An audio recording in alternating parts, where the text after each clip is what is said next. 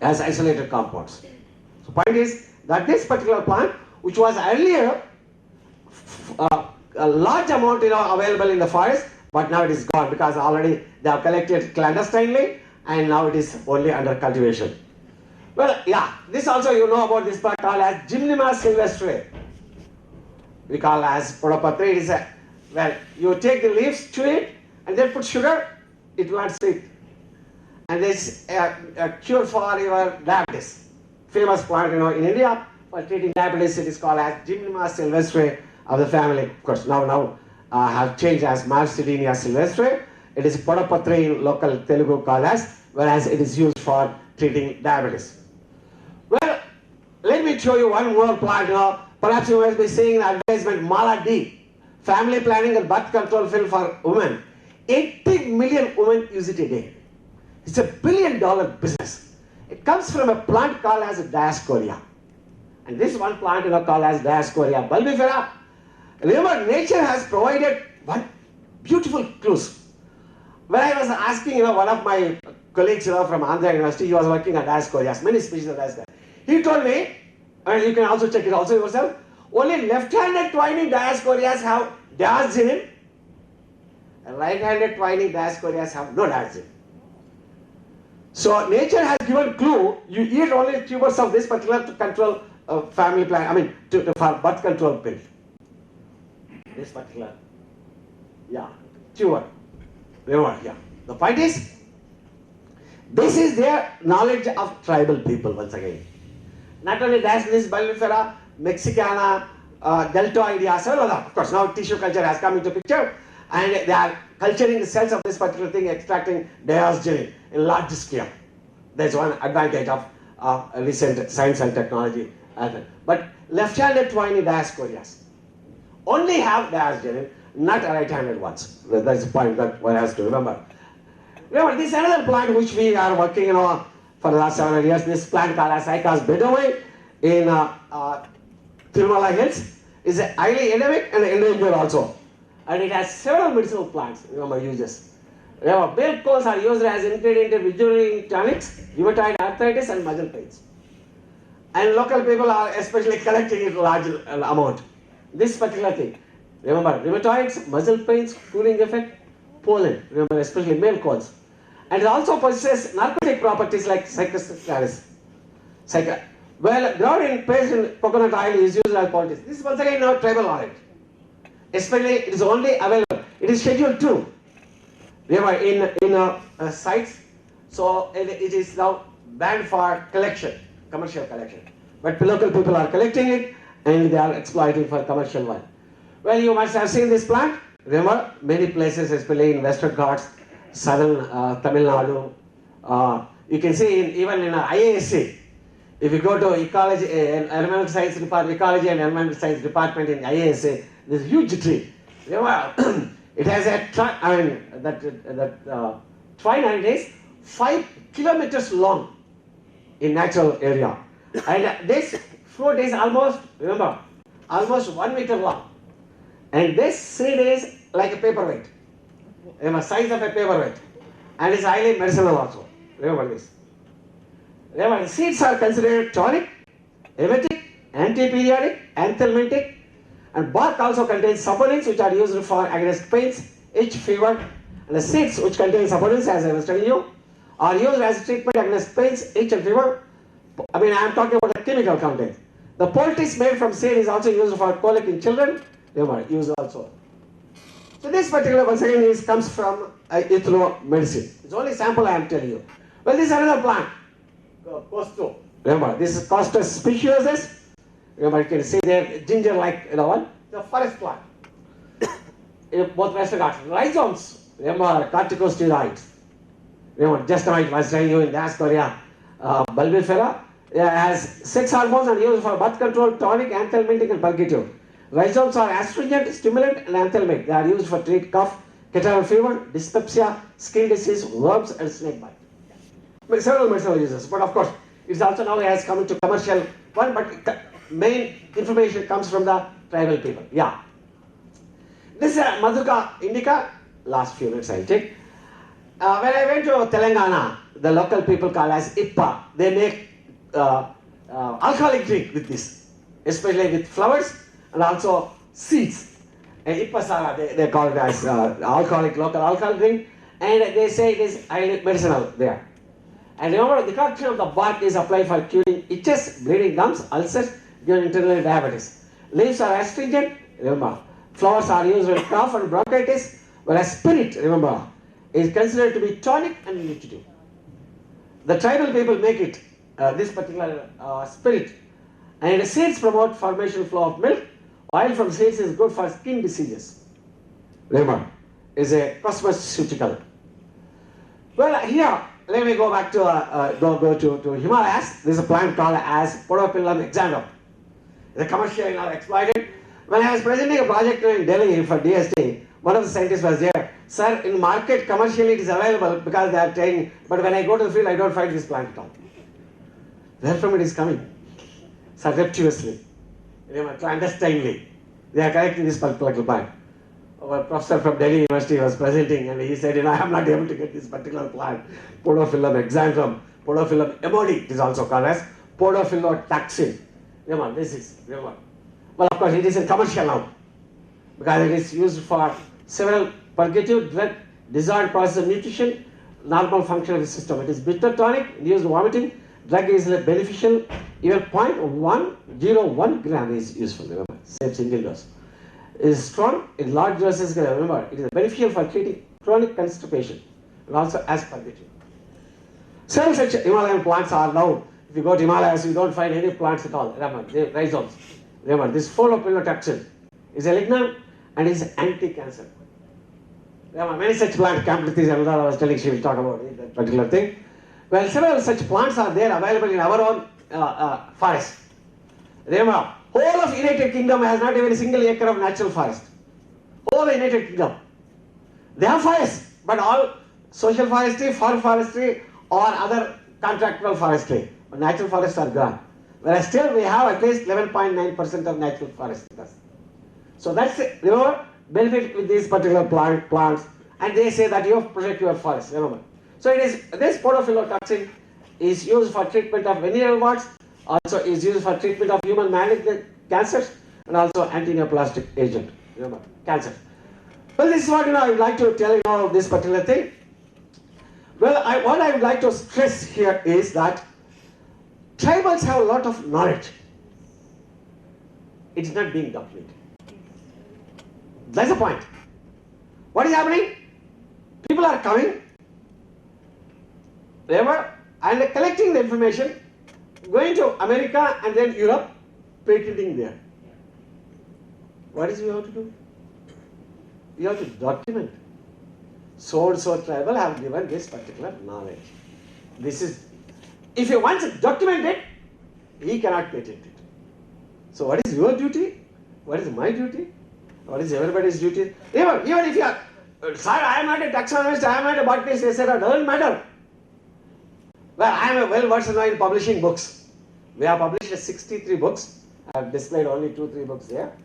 So point is, what I am trying to tell is, even if you have a local name, well, we are trying to convert like Magali Beku, Nannari. I know it is a Decalapis Amitone. So you give me local names and give me local uses. I will convert it to English and then publish it. I will publish it. I have now the wherewithal and how to publish also. I know how to method also. So people say that, sir, we have information, but we don't have wherewithal to publish it. I will publish it. So what you have to do is, go to the field. Yeah. Okay. Go to the field. Go to the tribal people and write down. Because remember, now you have to take, now CBD has come into another point also, that prior consent of that particular tribal people must be there now. You must get, whatever he gives it, if you are putting, in the net or in the book, where from you have taken the name of the person, the name of the village, if it is possible, age, etc., etc., what part is used, what party is used, how they are using, what dose is used. All this information you can collect it, you can publish it also. Then even if you publish in a local newspaper, it becomes a record. Later on, somebody can take this, no, you cannot patent it. If somebody later on, I told you, roughly a Serpentine case. German companies have a lot of patents, but we don't have information with us, patents. So point is, document. Remember, 3/4 of scientists are in West, Europe and America. 3/4 of the plants are in tropical countries. A 15-hectare patch in Brunei, have 700 tree species, not trees. I'm talking tree species. Your name is one species, ficus, banyan is another species, like that. If you count 700 tree species, whereas whole of North America has less than 700 tree species. Imagine. We have resources, but what we see, we look always to the West. We have resources, and when I went to America and I found that all my books, I counted in Missile Garden, I counted in Missile Garden, all my 63 books are there in there. They want information from us. Point is that you have to document, and it is being lapped up by other people. So please go to the field. Even if local, okay, doesn't matter, even if not even tribal people also, your local village Vaidya. Indian system has given such that he has told his son, knowledge was there, not written. He has done free medicine, he has given free medicine, but not told any others. When he dies without telling his son, or if his son loses interest in that particular thing, knowledge is lost. Go to the villages, document whatever little that information that is there, and then publish it in the newspaper or any other material that is available. Right? Well, this is what I would like to stress. pullaya.thammineni@gmail.com. I'm basically a professor at Sri Krishna University, retired. We are writing lots of books. Next year, almost 20 books are coming. Flora of Andhra Pradesh, retired, revised one, ethnobotany. Many books, we are doing. I thank the association and the organizers for giving this opportunity. I thank all of you for appreciating. Thank you very much. Any questions? Yeah, please. Before we start questions, I have one request from the hall too. I request Dr. Pradeep Naik to facilitate the outside, have a wealth of this knowledge. It was very informative. Thank you for giving the natural medicine. Dr. Pradeep Naik is facilitating Punnaya, sir.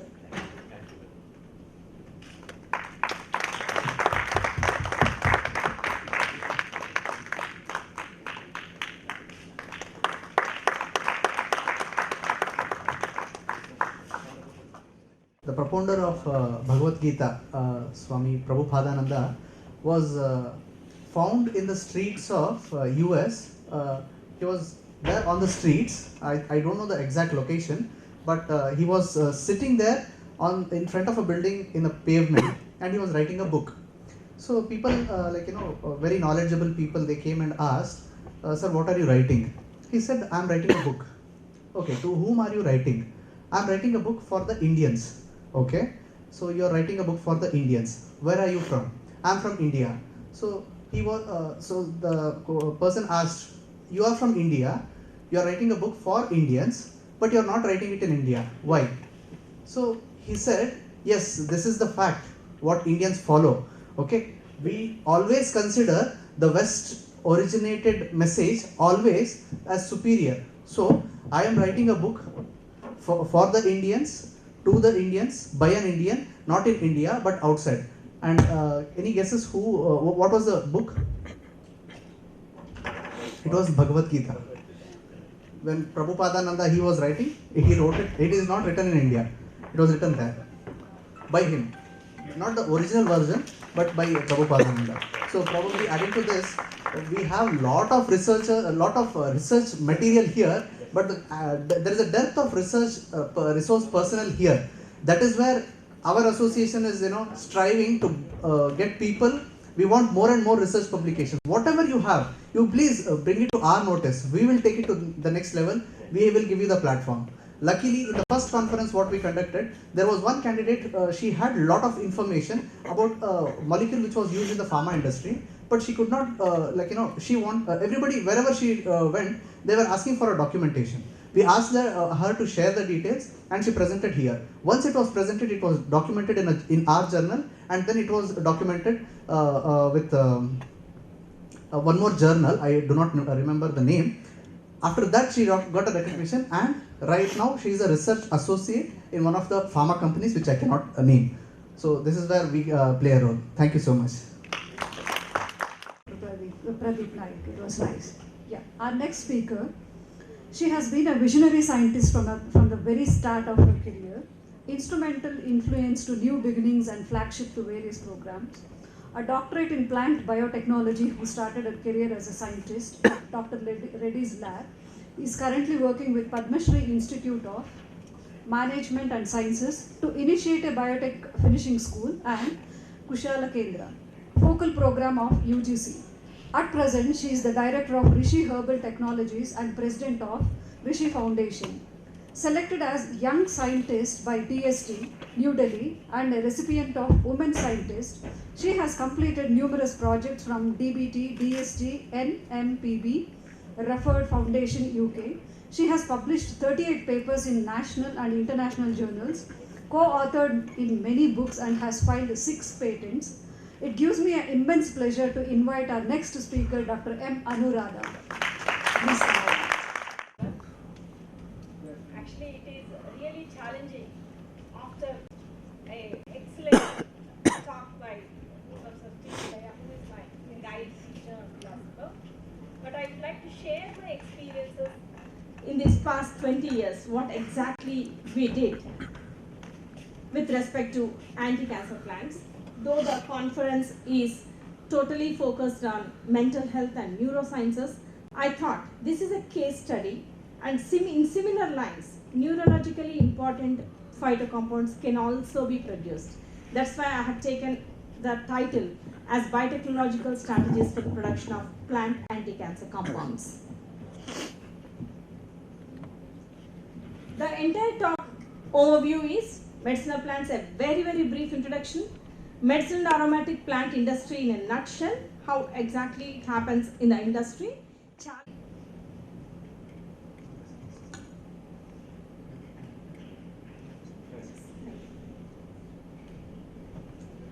As Professor T. Pillai was mentioning, this is India, which is one of the 12 mega biodiversity hotspots.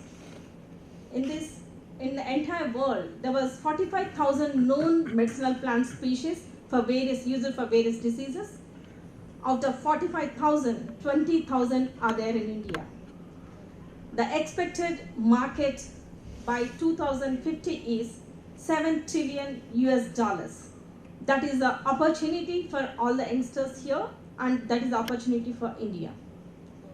Medicinal plants, even today, 80% of the world population primary health care needs are being served by medicinal plants. They don't go to doctors. They just, as he said, tribal people and many of us, even for common cold and cough, even today in India, first we follow medicinal things and then only we go to a doctor. More than 25% prescription drugs contain the ingredients of wild plant sources. Remember, actually this 25% of prescription drugs, among these top 10 anti-cancer compounds are either semi-synthesized or directly used from plant sources, which includes camptothecin, podophyllatoxin, Taxol, vincristine, vinblastine, etc., etc. We think that allopathy and Ayurveda, only Ayurvedic people and homeopathy people use medicinal plants, not allopathic. It is not so. Even your common cough syrup has got medicinal plant ingredients. The international market of herbal products is estimated to be $63 billion as on today, and it is expected to grow, as I already told you, by 2050 it is $5 trillion US. The demand for medicinal plants and herbal products is growing and ever increasing. Finally, the sufferer is our mother nature, because many medicinal plants are not cultivated, and 90% of the medicinal plants even today are sourced from forests. That's where our biotechnology is going to play a major role. Before entering into the topic, I just want to tell you, medicinal plants in the sense, many of us think that it is for medicinal users only, but herbal industry is versatile and it is used in various segments. This is in a nutshell. It is used in phytopharma and herbal extracts, oleoresins are used in various cosmetics, flavors, fragrances, food and allied sectors. Like even today, we are food colors which are sourced from plants are more important. Flavors, vanilla ice cream, it is being, the vanillin is produced by plants, a biotransformed product.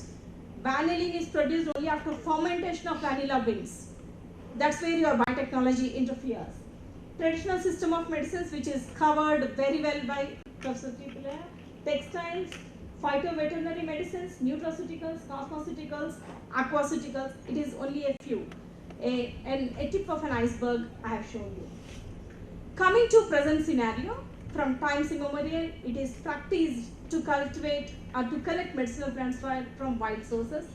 Because of this, there is drastic destruction of forests and many species are threatened, endangered and extinct. Today, 90% of the herbs are sourced from wild by the industry. Especially when it comes to anti-cancer compounds, we cannot compromise. The reason is that is here life and here plant. Most of the anti-cancer compounds, I don't know why, they're all endangered and threatened. They are restricted to very tough zones. Either they are sourced from Himalayan tracts like Taxus baccata or Nothopoditis foetida, which grows in entire Western Ghats. Unknowingly, we have cut, and high amounts of the compounds are present in the bark and in the roots, so that we finally take out the plant completely. If you remove the root, if you remove the bark, that's it. That plant is no more. So we need to find out a sustainable alternative. How to find out a sustainable alternative? I worked in one plant to find out a sustainable alternative.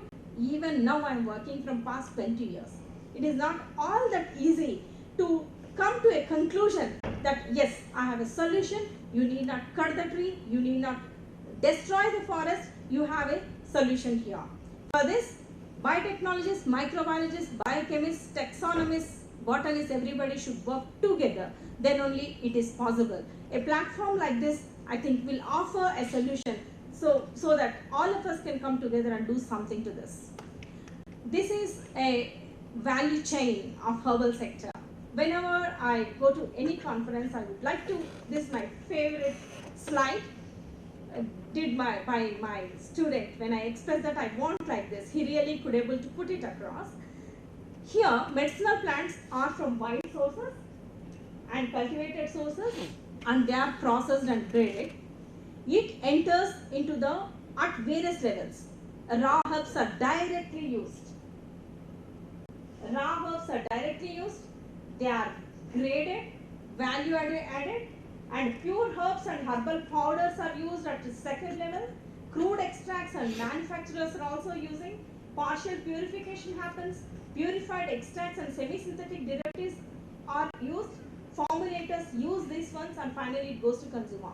And consumer takes raw herbs, graded herbs, everything.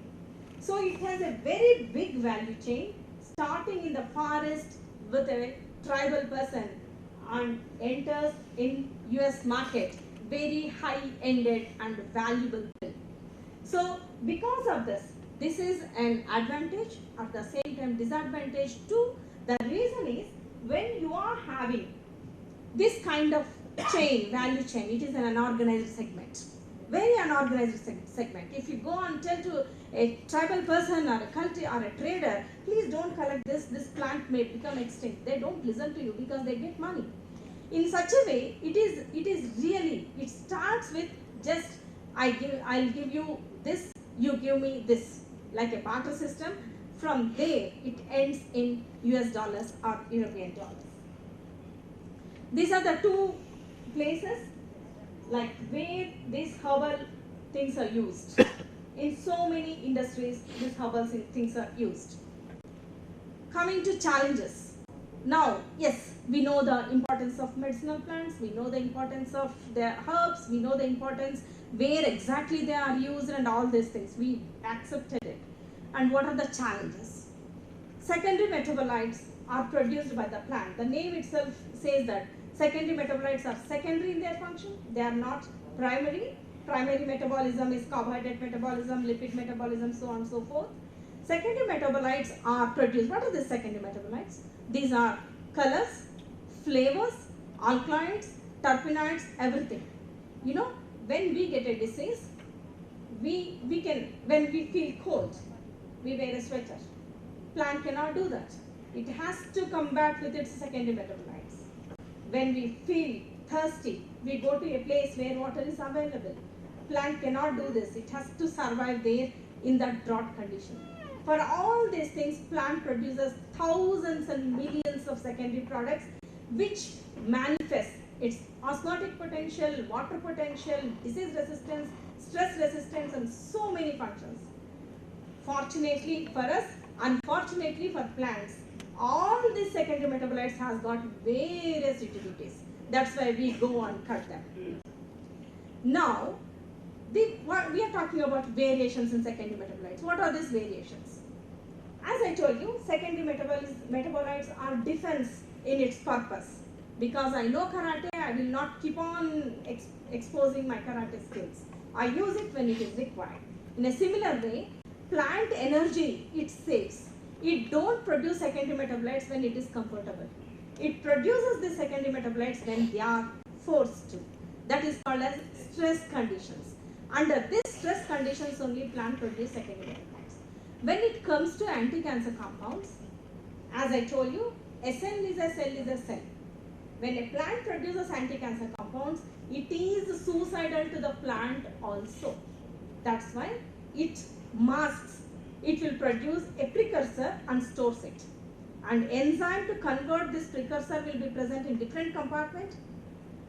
The substrate is present in different compartment. I think you are getting my point. It is present either in cytoplasm and substrate is present in the vacuole or in the nucleus. When there is a damage by fungus or the damage by wound, by insect, then this enzyme substrate link together and this toxic compound is released so that it will kill the fungus. Because of that, we have very, very low quantities varying from 0.1 to 0.01 to 2% to 3%. That is disadvantage for the herbal industry. And if I keep talking about this, only about secondary metabolites, we can discuss hours together, but let me enter into the topic quickly. These are all various challenges in the herbal industry, like the lack of agronomic practices, nobody cultivates it, taxonomic identifications and redundant data, and somebody says Jivanti to Aragyapaksha and Jivanti to Lepidemia reticulata. In Ayurveda and Charaka Samhita, one single name is given to 3-4 plants so that there is no scientific validation. And in Ayurveda, maybe you might be knowing that they say that you have to collect this plant. And he told right hand twining thing has got this particular thing. In a similar way, they say that when you collect before full moon day, it will have a different properties. When you collect after full moon day, it is all because of environmental effects on the plant. Defense mechanism will trigger only during that environmental effects so that it is high in content. But herbal industry cannot follow all these things. We want a plant which is having uniform dosage. That's where our herbal industry is having a different platform when you compare to Ayurveda or homeopathy way nowadays, because again it is in an organized sector. They just go and collect it, adulteration will happen. Finally, your biotechnology has to come to rescue. And especially nowadays in herbal industry, they are asking for DNA barcoding if you want to supply 100 tons or 200 tons of particular material. They collect the sample, they go and they do DNA fingerprinting, chemical fingerprinting, match the original plant with the help of taxonomists and molecular biologists, then only they are buying. Now, biotechnology is penetrating to that level in terms of herbal industry. There are many challenges which need to be answered. Biotechnology gives a holistic solution for all these things. Challenges in medicinal plants per se, it is the lack of cultivation practices, problems with availability of planting material. Yes, I want to cultivate Taxus baccata, but where are the plants? And you need to cultivate for 60 years. To cure one cancer patient, ovarian cancer patient, you need 360 years old trees. Today you plant and wait for 60 years and then cut and use it. It is not possible even though you have cultivation practices. And second thing is quality of the planting material. There are plants which are having high content. There are plants which doesn't have high content. Even basmati rice, which is grown in those geographical locations. That's where Darjeeling tea, basmati rice, and all these things, these are all geographical indicators.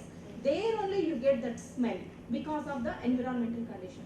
Roses in Ooty looks very bright, and the same plant, if you bring it to Bangalore and plant it, it is not that bright. This is because of environmental expression of genes. How to manipulate all these things. Then coming to seed-specific problems. You have dormancy, embryo abortions, and viability loss. All these things have not been studied like cultivated plants. Then lack of tissue culture methods. Even though I want to multiply by tissue culture, it may be a herb which can be cultivated within 6 months, which is easy to cultivate, but we don't have good protocols in tissue culture methods. Difficult to root plants, sex-linked expression of secondary metabolites, and non-availability of post-harvest methodologies. These are all various challenges. All these challenges can be answered to some certain extent by biotechnological methods. First strategy, what I suggest is micropropagation of elite plants. Very important. If you find, screen the genotypes. If you find a genotype which is having higher content, that genotype can be multiplied by micropropagation methods, and that can be given to farmers. Induction of mutations and somoclonal variations, so that you can get elite material and you can improve the performance of the plant in terms of secondary metabolite production. A key enzyme which is responsible for the maximum production, where it sidetracks the main metabolic pathway and take it to the secondary metabolic pathway, can be done. In vitro secondary metabolite production by cell cultures, hairy root cultures, and yield enhancement studies by biotransformation elicitation. Genetic transformations and metabolic engineering is one way. Production of active constituents by endophytic microbes. Here I want to stress one. See, plant will have, like we are having thousands of microbes. In that we have useful and beneficial microbes in our digestive system. That's where we can digest lactose, we can digest many other things with the help of those microbes. In a similar way, plants has got endophytic fungus and bacteria which have developed a genetic mechanism to protect themselves from the compounds produced by the plants. I think you got it. These are endophytic fungus. These endophytic fungus are producing plant-based secondary metabolites. Till today, we know a gene transfer from microbes to plants. That is Agrobacterium, rhizogenes, and tumefaciens. The mechanism of gene transfer from plant to microbe is also there. It is not yet completely depicted, but these endophytic microbes, which are isolated from plants, medicinal plants, are producing the phytochemicals. We have applied for a patent also. There is a compound called as forskolin, which is produced by Coleus forskolin. Generally, one single compound may be produced by several groups of plants. Cantothycin is produced by Cantothic acuminata, Nothopoditis foetida, like that. Several unrelated families also sometimes produce the same compound. But forskolin is one unique compound which is produced by only Coleus forskolin. Thousands of Lamiaceae members have been screened for forskolin. As he said, it is also one more slimming product, that is Force-Lean. It is named as Force-Lean, Force-Lean, which got Product of the Year in America for an Indian. That is Sami Labs bagged this award, this Force-Lean award. This is a herb which can be cultivated. Within 6 months you can get the roots. So easy. But it is not so. Sometimes after 6 months you see you have only hairy roots. Actually it is a tuberous root which is having this content. Only in the root 1 inch above the crown. Above this you will not have any forskolin. We have isolated for the first time in the world this forskolin producing microbe. We have this deposited in Agarkar Research Institute. This forskolin produced microbe we have in our laboratory, which is isolated from Coleus forskolin. This endophytic fungus